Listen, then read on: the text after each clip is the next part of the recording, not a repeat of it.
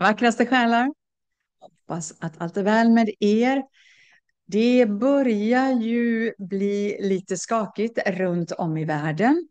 Så vi ska titta på vad som händer i England. Ni kanske kommer ihåg att de har en beredskapsövning just nu som heter Pegasus, som jag har pratat om innan. Kring hur skulle man göra nästa gång det händer så att man är mer förberedd om det händer likadant som det hände 2020. För man såg att det fanns lite olika defekter i allt det där som man var inte tillräckligt snabb på bollen och allt det där. Så det pågår i England. Men vad pågår mer som är väldigt intressant? Jo, de kräver ju nu de kräver ett digitalt pass för att du ska kunna jobba. Och det har de ju alltid. Det är ju alltid så här. Först skapar de ett problem. Sen skapar de en reaktion från mänskligheten. Och sen så skapar de en lösning och alla säger bara åh, tack gode gud att det finns andra som kan hjälpa till och göra någonting som är bra för oss, eller hur? Eller så kan man säga att ja, men det är för att det är en massa illegal invandring som jobbar svart och vi måste se över det så att alla betalar sina skatter naturligtvis. Och också, det blir bättre för dig för då behöver du inte betala skatt för sådana. Ja, ni vet, hela tiden är det så. För att det ska låtsas som det tryggas upp på något sätt och sen är det helt tvärtom. Så allting började ju med något som såg väldigt oskyldigt ut. Något som kändes praktiskt, enkelt, smidigt. Vi vet ju själv med våra bank-ID. Väldigt praktiskt. Ingen kan gå in på våra banker. Ingen kan gå in på Försäkringskassan eller Skatteverket. Utan vi måste trycka in våra lilla bank-ID. Som snart kommer att bli något helt annat, såklart. Vi fick ju höra då att ja, men det är bara för att resa fritt, bara för att hålla ordning på de här, bara för att skydda andra. Och det första steget var ju faktiskt det här. Ja, vi hade ju bank-ID innan, men covid-passet. Det var vårt pilotprojekt, testet. Och redan där såg vi mönstret. En teknik som först var frivillig, tidsbegränsad, men som snabbt blev krav i vardagen. Restauranger, resor, konserter, föreläsningar. Det som var tillfälligt blev snabbt normaliserat. Hur började det smygas in då? Ja, men efter covid-passet kom nästa steg. Plånboken i mobilen. Jag använder fortfarande inte det. Det är så där man kan betala. Man lägger in sitt kort och betalar med telefonen. EU kallade det för Digital Identity Wallet. Och man behöver ju inte ens slå in någon kod längre när man har det, vad jag förstår. Jag vet inte säkert, för jag använder det inte. Men ibland när jag bara använder mitt kort, eller om jag skulle swisha, så får jag liksom slå in någon kod för att visa att ja, men det är hon, det är jag liksom. Så UK lanserade sin variant först bara för att visa att man har rätt att jobba, som kommer nu här i oktober. Och argumenten är alltid de samma. Det blir enklare för dig. Inget mer papper, inga fler kort, allt på ett ställe. Men i verkligheten är det ju en smygande övergång. Först bara hälsa, för din hälsas skull. Sen bank, sen resor, sen arbete och till slut allting. Varje liten del av ditt liv kopplas till samma system. I Afrika ser vi samma sak. Nigeria, Ghana, Kenya, Etiopien, Rwanda. Kan man tänka sig att det är så utökat där i Afrika? Först simkort, bankkonton, sociala bidrag, sen allt annat. Så vi har redan sett samma mönster i andra länder. Indien till exempel. Aadhaar-systemet är ju biometriskt ID. Startade som frivilligt men används idag för nästan alla samhällsfunktioner. Allt är frivilligt i början för då känner man ju sig trygg, eller hur? Att regeringen vet vad de gör. EU har ju också EU Digital Identity Wallet. Och den planeras nu för att samordna både ID, bank, hälsodata, utbildning, resor och så vidare. Och även i Mellanöstern, flera länder har rullat ut biometrisk ID-kort för arbete, socialbidrag och tillgång till tjänster. Så det där bara med workchecks, det börjar där, eller smygs in där. Och så för att vänja människor vid systemet, smygstart. Och det intressanta är ju språkbruket som de använder. Det är oftast lugnande, frivilligt, gratis. Just det, gratis säger de i UK nu för digital ID. Enklare för medborgarna. Men i praktiken kan det leda till ett totalt digitalt beroende av ID för allt i vardagen. Så vi kan ju se hur digitalt biometriskt ID har införts stegvis i olika delar av världen. Och det fanns ju ett pilotprojekt som jag också pratade om i EU, hur det började. Kommer ni ihåg det? Under pandemin lanserades EU Digital Covid Certificate, Covid-passet. Först för resor inom EU, men snabbt används även nationellt, restauranger, evenemang och så vidare. Och sen var det ju också ett annat pilotprojekt där man skulle samordna allt. Just det, jag kommer till det. Men just det här med samordna vaccinbeviset och hälsodata så man inte behövde visa det i varenda land. Det var ju ett pilotprojekt. Så EU-kommissionen med det här EU Digital Covid Certificate presenterade det som tillfälligt, men redan då påpekades det att samma tekniska plattform kunde användas för andra typer av medicinska eller personliga uppgifter. Pilotprojekt då för den här digitala identiteten 2022 till 2023 startade EU pilotprojekt för det som kallas EU Digital Identity Wallet. En digital plånbok i mobilen. Där testar man ju också att lagra olika typer av data. Hälsodata, inklusive vaccinbeviset, körkort, ID, bankuppgifter och elektroniska signaturer, utbildningsbevis. Argumentet var du ska kunna resa, plugga, jobba eller använda sjukvård var du än befinner dig i EU. Och allt ska finnas i en enda säker app. Sen fick det ju massa kritik. Det börjar ju alltid med något som låter smidigt, att slippa ta med papper när du reser eller byter land. Det är ju jätteskönt såklart, för att jag vet ju med människor som reser med mig, vi ska ju alltid upp passen överallt, på hotellen och på båten och till flygplatsen. Och en del packar ner det i sin väska och tänker, oj, där kan du inte ha det. Alltså oftast i den här lilla väskan som man drar, men ändå, man ska alltid ha det i sin lilla plånbok eller sin väska sådär, som man har runt halsen såklart. Men det är ju för att människor liksom vill vara utan några papper och utan pass och alla sådana här saker. Och då ska det bli smidigt. Men i praktiken blir det ju en total centralisering av data. Det betyder att staten och ibland privata aktörer också kan få direkt tillgång till hela din livsprofil via samma system. Organisationer för mänskliga rättigheter har ju varnat för detta kan bli ett socialt kontrollnät om man inte sätter tydliga spärrar. Och kommer ni ihåg Magdalena Andersson när hon sa det i samband med vaccineringen? Vi vet vilka ni är. Vi vet var ni bor. Vi vet vilka som inte tagit sprutan. Det var ett sätt att trycka på allvar, men många upplevde det som hotfullt och kontrollerande. Och sen har ju det stegvis då införts hälsodata. Fler ID-funktioner testas i pilotprojekt, digitala plånböcker. Arbete och bank kopplas till arbetsmarknadskontroller och banktransaktioner. Know your customer.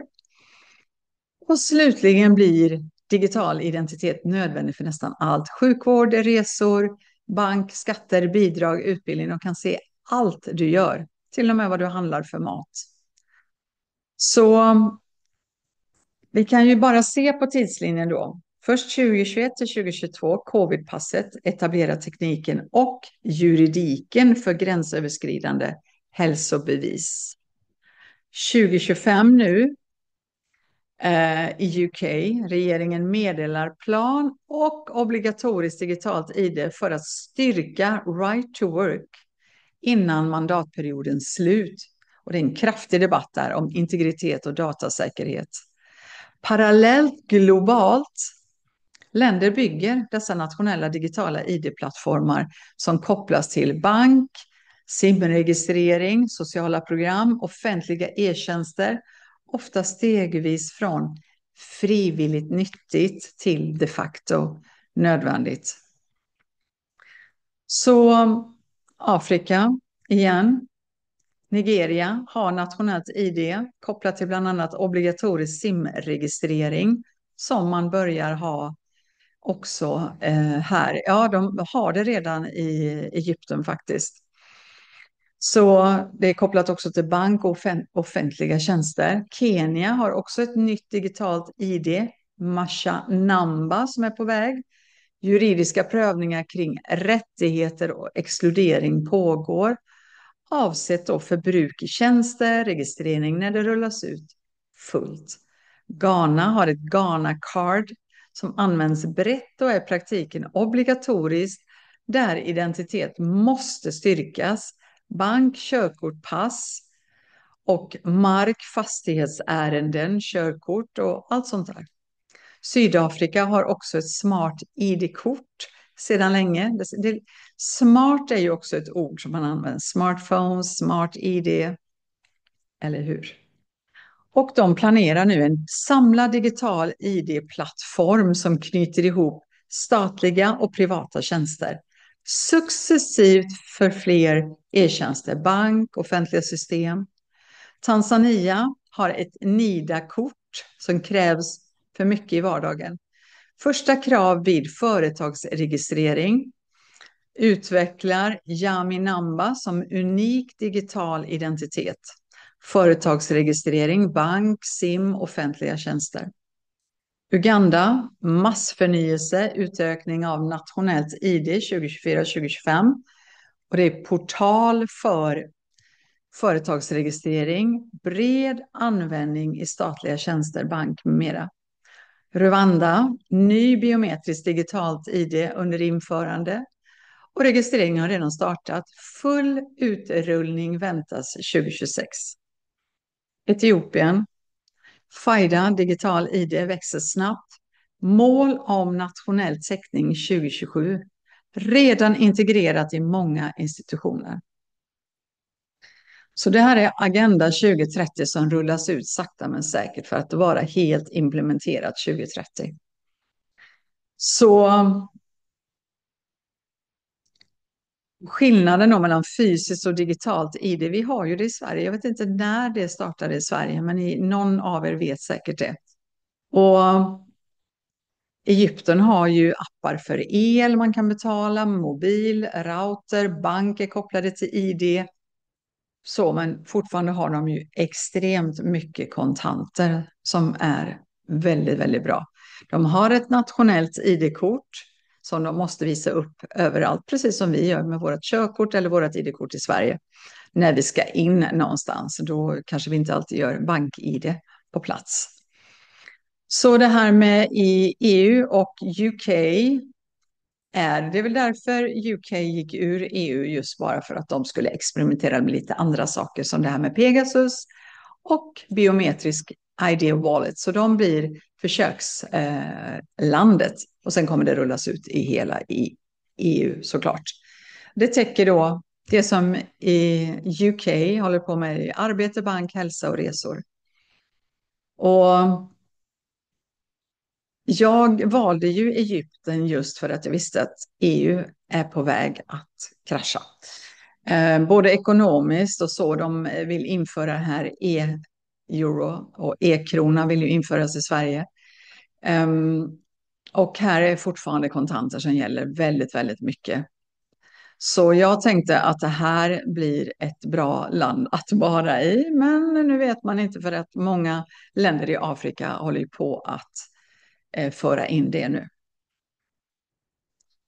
Så jag kan känna en större frihet än i länder då där allt är på väg in i en centraliserad app än så länge, men man vet inte. Till slut kanske inte finns något land att vara i. Så jag tänker också, 1984 skrevs ju av, oj nu tappar jag namnet, men ni vet vem jag menar, som skrevs 1945 eller 1949 va? Och paralleller från då, när det skrevs och idag. Den skrevs ju 1984 och var vi var på väg då. 1987 hände ju också någonting, ett stort uppvaknande i världen. Och den första delen är ju Big Brother is watching you. Då ständig kameraövervakning och angiverisystem visades ju då i den boken. Och vi vet ju hur både kameraövervakning och det här med angiveri var ju väldigt stark under 2020 också. Oj, de har 10 personer hemma och säger de får bara ha 4 eller 8 vid middagsbordet. Jag hoppas att ni aldrig glömmer 2020 och åren som kom därefter. För det vi ska påminna oss själva hur de fråntog vår frihet och våran yttrandefrihet också. Och nu har vi ju AI-kameror, ansiktsigenkänning, digitala ID-system och biometriska pass. Mobilen spårar rörelse, köp, hälsa. Storebror är algoritmerna. Sen säger ju boken War is peace, freedom is slavery, ignorance is strength. Bara för att liksom, man blir så här, men ska inte det vara freedom is peace, war is slavery? Alltså, de trollar med orden. Både i den här boken då, 1984, men också överlag när vi ser saker. Så blir man så här, såg jag fel nu? Ni kan säkert relatera till det. Då i boken 1984, propagandan slog fast att motsatser är sanning. Och det är för att vi aldrig ska veta med 100% vad är sant. Vi ska hela tiden, vi vet inte heller, är det en kontrollerad opposition som sticker in där och säger någonting för att vi ska bli helt förvirrade. Hur gör de nu? De gör ju det. Politiskt språkbruk och medieretorik vrider orden. Digital frihet betyder ofta digital övervakning. Bekvämlighet betyder beroende. Desinformation används ibland för att tysta obekväma röster. Det brukar de ju säga om mig. Att jag kommer med information som är desinformerad. 3. Who controls the past controls the future. Och det är helt sant. Och sen, who controls the present controls the past. Det är ju så. 1984-boken, historien skrevs om dagligen på det här sanningsministeriet där en jobbade. Och nu, plattformar raderar inlägg, redigerar sökresultat och formar narrativet. Digitalt innehåll kan ändras eller försvinna på ett klick. Framtidens historia är redan kodad i databaser. Sen ett citat till ifrån boken. In the face of pain there are no heroes.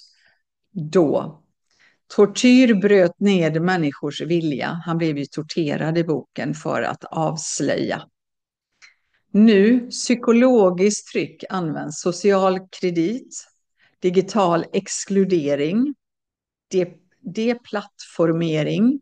Hotet är inte alltid fysisk smärta utan att förlora sin digitala identitet eller tillgång till ekonomi. Ett citat till. If you want a picture of the future, imagine a boot stamping on a human face forever. Och när jag läste det citatet så tänkte jag på George Floyd. Var det så där ett tecken? Vi vet ju att det var ju ett skämt som heter duga. Han lever ju fortfarande såklart. Men det var ju också en boot stamping on a human face. Fast det var väl ett knä som, ja, ni vet. Men det var ändå, metaforen stämmer så bra. Att man har det. Man skulle se det som att nu fick vi lov att bryta ut med Black Lives Matter och en massa Antifa och allt det här.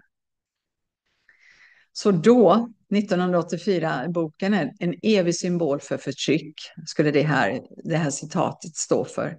Idag, ett digitalt stämplande, algoritmer, AI och system som aldrig sover.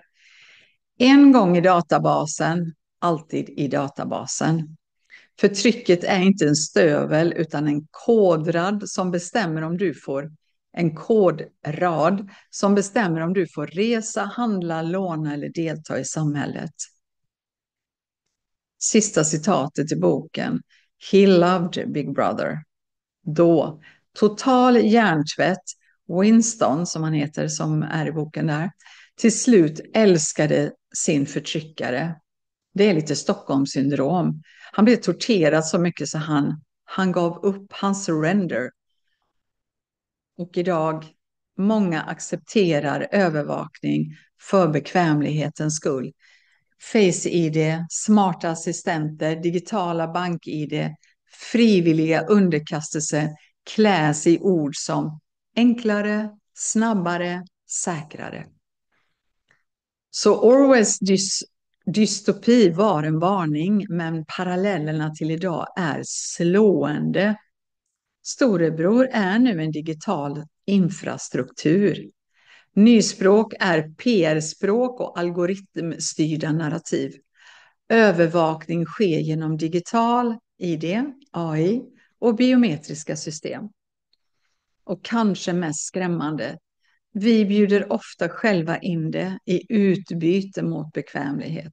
Kommer du ihåg när vi gjorde tumavtrycken på våra telefoner för att den skulle öppna sig? Eller en ansiktsigenkänning för att den skulle öppna sig? Eller digital wallet så vi bara betalar snabbt i affären. Allt bekvämt, eller hur? Så jag bor i Egypten just nu, som många av er vet. Eller jag pendlar ju. Jag har ju boende i Sverige också. Men här är det fortfarande annorlunda än så länge. Det finns det nationella ID som används överallt, men det är fysiskt. Och visst, det finns appar för el, internet och telefon, men det finns fortfarande parallella system. Man kan fortfarande betala kontant. De vill ha kontant. Alla säger det. Och man kan fortfarande välja. Och det är skillnaden. I Europa och i UK smygs vi in i ett system där allt ska centraliseras. Det börjar med pilotprojekt, med ordet frivilligt, med löften om enkelhet. Men vi vet redan nu vad riktningen är. Ett totalt ID, ett kontrollsystem. Så frågan är inte om utan när. Och frågan vi behöver ställa oss är hur långt låter vi det gå? Ja, lägg väldigt gärna en kommentar. Dela den här otroligt viktiga videon tycker jag. Prenumerera på kanalen, det kommer mer. Jag kommer berätta mer om digital valuta. Ska vi investera i krypto? Vad ska vi göra? Ska vi behålla dollar, euro? Vad ska vi hitta på? Och sedan också ett fint tal av Erika Kirk på hennes mans begravning. Vi ska prata om relationer och vi ska prata hur kvinnans roll nu förändras till det större. Så prenumerera gärna på kanalen så får du jättefina videos den här veckan som kommer. Vi syns, vi hörs och vi känns.